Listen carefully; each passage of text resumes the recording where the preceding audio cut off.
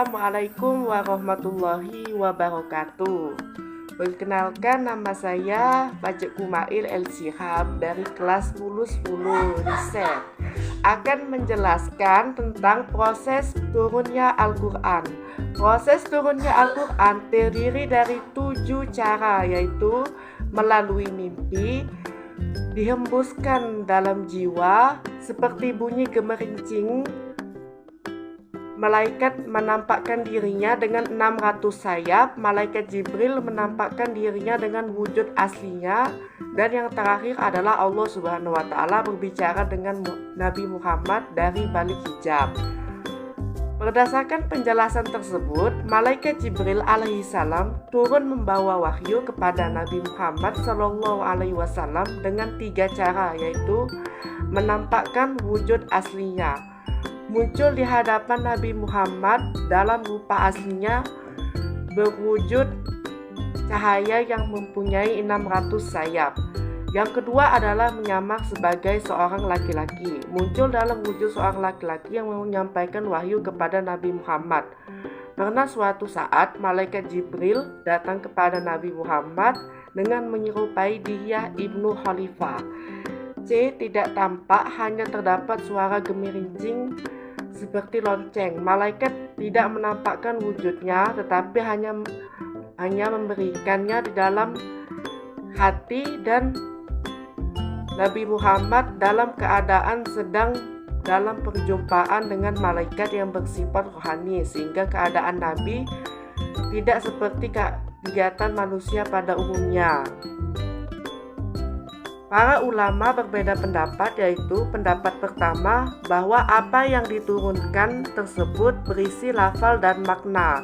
Malaikat Jibril menghafal Al-Quran dan Lauhul Mahfuz lalu menurunkannya. Pendapat kedua adalah malaikat Jibril menurunkan maknanya saja, kemudian Nabi Muhammad mentakbirkannya dengan bahasa Arab. Dan yang terakhir adalah pendapat ketiga, malaikat Jibril menerima dari Allah dalam makna dan mentakbirkannya dalam bahasa Arab lalu diturunkannya kepada Nabi Muhammad. Proses penurunan Al-Quran disebut dengan Tanzilul Quran. Menurutnya, inzal berarti proses diturunkannya Al-Quran ke Lauhul Mahfuz, sedangkan tanzil adalah proses penurunan Al-Quran dari Lauhul Mahfuz kepada Nabi Muhammad.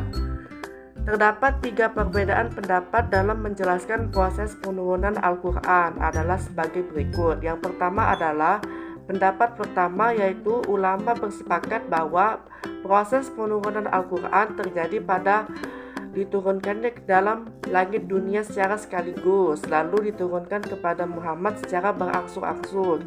Yang kedua adalah pendapat yang diturunkan kepada malaikat Jibril, yaitu menurunkannya ke Lauhul Mahfuz secara sekaligus lalu menurunkan kepada Nabi Muhammad secara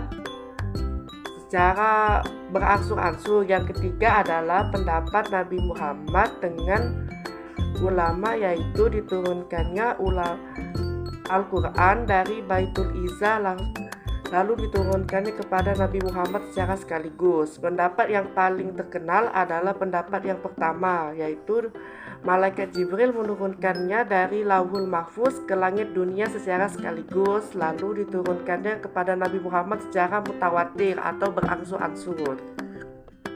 Proses penulisan Al-Quran terdiri dari 3, yaitu proses Al-Quran awal, proses Al-Quran tengah, dan proses Al-Quran akhir. Proses Al-Quran awal terjadi pada Khalifah Abu Bakar As-Siddiq.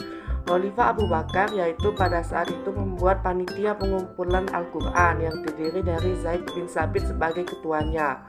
Pada saat itu terjadi juga peperangan dengan Musailamah Al-Kadzab sehingga melibatkan para penghafal Quran tewas di perang tersebut. Lalu Khalifah Umar mengumpulkan panitia pengumpulan Al-Quran untuk mengumpulkan dalam 1 lembaran yang dititipkan kepada Hafsah. Hafsah meninggal lalu dititipkannya kepada Khalifah Utsman untuk membuat 1 mushaf secara berbeda-beda, yaitu dikirim ke Basrah, Kufah, Mesir, dan Syam. Lalu setelah itu dibuatlah tanda titik-titik, yaitu oleh penggagasnya adalah Abul Aswad Ad-Duali. Setelah itu muncul tanda kasroh, fathah, dan domah yang dicetuskan oleh Hasan al-Basri dan Amr bin Asr. Setelah itu mereka juga membuat satu mushaf dengan ciri khasnya tersendiri. Mushaf standar Indonesia telah ditentukan oleh Badan Pentasihan Al-Quran Litbang dan oleh Kementerian Agama. Al-Quran harus dikoreksi terlebih dahulu agar mendapat kesuciannya oleh Lembaga Pentasihan Al-Quran. Demikian saja penjelasan Kumail. Wassalamualaikum warahmatullahi wabarakatuh.